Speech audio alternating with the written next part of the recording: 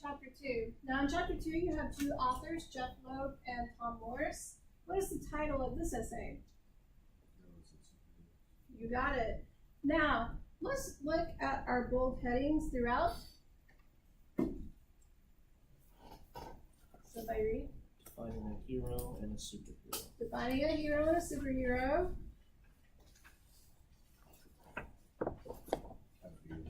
How to be a hero.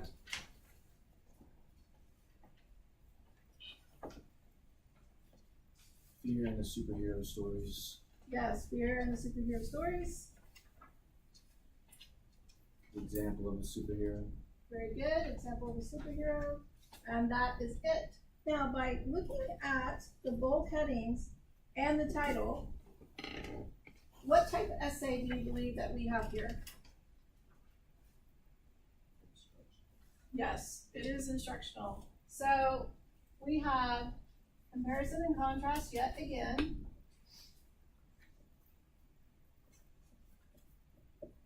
We have definition, which means that we are also going to have examples. So all of this is going to provide us with instructions regarding how people become a hero or a superhero.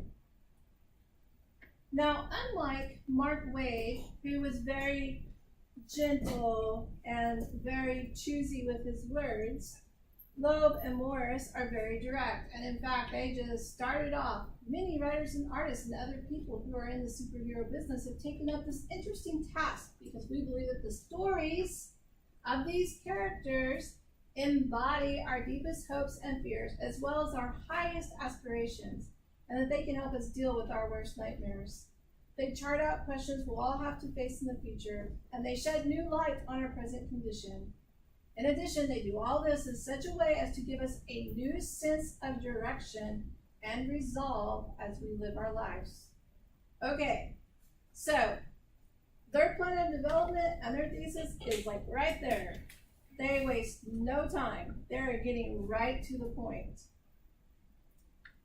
So they're telling us that superheroes tell us a lot about ourselves. So do you remember on the first day of class I talked to you about the didactic mirror and how our culture reflects back to us what we're thinking, and then we respond to that, and then it reflects back again our response? They're saying the same thing. So in order to show us how this happens, they have to define a hero and a superhero. They guide you with a simple question. What is a superhero? What sets them apart from a normal person? Well, first, now the use of first is a transitional phrase. It lets you know that they are beginning to support their argument. Here are the things that make people a superhero. They look different. They have cool gadgets. They have hyphenated and compound names that end in man, woman, boy, or girl. They have powers beyond the ordinary mortals. They pursue justice, defend the defenseless, help those who cannot help themselves, and overcome evil with the force of good. This is all definition writing. They are telling you exactly what is a superhero. So then you turn the page. And when you turn the page, they start to acknowledge the continuum of opinion regarding superheroes.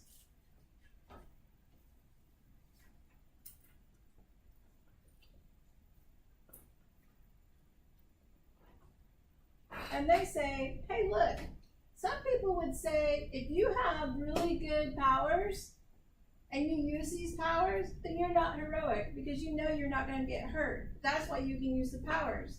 So if there's an armed robbery and your skin is bulletproof, you're not really a superhero. You're just somebody who has some sort of ability, and you're using that ability.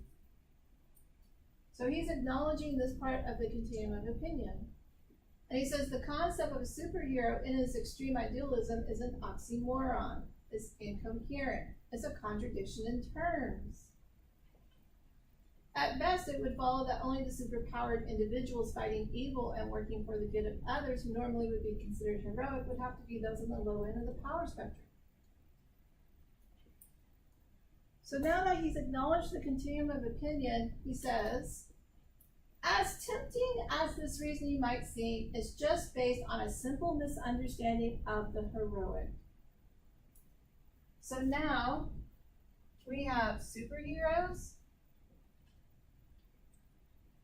heroes, and the heroic in our rhetorical situation. So he's redirecting his readers back towards his side of the continuum of opinion regarding superheroes. And he says, hey, look, it doesn't matter what you can achieve, you must also be noble in nature in order to be a superhero. So now we have noble, and he adds to that moral.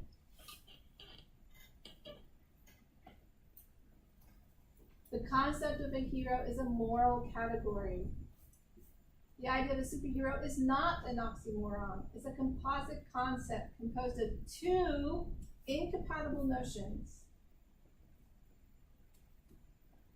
That of an utterly invulnerable being risking personal vulnerabilities for the sake of the greater good.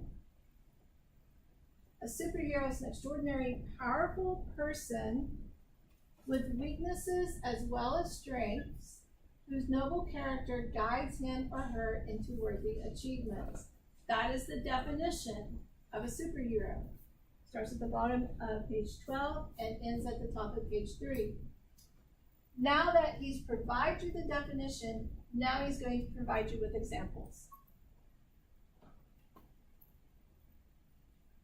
So the examples that he provides you in everyday life are police officers, doctors, nurses, teachers. He calls these everyday life warriors. And he says, but we don't often think of these people as heroes, and that's too bad. They go unrecognized. If we only understood things more deeply, we would see that they're normal activity for the drama and the true heroism that it often is. So here he's acknowledging the naysayers, the people who are going to say, hey, look, military are heroes, nurses are heroes. He's saying, yeah, they are heroes, but too often we don't call them that. Now that he gave you real life examples, he's going to go to the comic book examples. So he takes you into Spider-Man's world, to J. Jonah Jameson, the editor-in-chief of the Daily Bugle. And he talks about the private life, talks about how people view superheroes. And at the bottom of the page, he says, in some prominent comic book stories, ordinary people first welcome superheroes as needed saviors, then come to take them for granted, and finally begin to resent them for their heroically never-ending efforts to do what the rest of the population ought to be doing. The superheroes stand out not just because of their outfits and powers, but because of their altruistic activism and dedication to what is good. You need to mark that. It's at the bottom of page 13 to the top of 14. When we get to the movie sections and when we discuss other things, I'm going to keep saying this to you over and over again. This quote right here. This is the cycle of love and hate that society has for its superheroes. They love the superhero at first, then they come to hate the superhero, and then they begin to love the superhero again. We see this over and over again in the heroic. He provides you with a definition, and now that he's provided you a definition, what is he going to do? Examples. Yes, he's going to provide us with examples. He first gives us real life examples. He starts talking about engineers, musicians, and artists. He talks about a person who struggles with cancer. He talks about a person who goes to school despite all the odds that they face.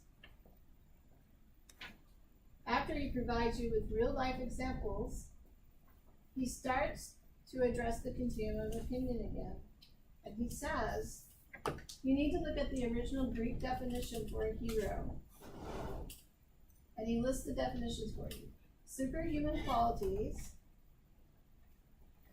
But as the core concept of a hero has morphed over time from the ancient idea that did involve something like superpowers to the more modern notion that focuses on high achievements and moral nobility, there's a need for a term that brings the component of superior power back into balance. So now we have the word balance yet again in regards to the rhetoric surrounding superheroes.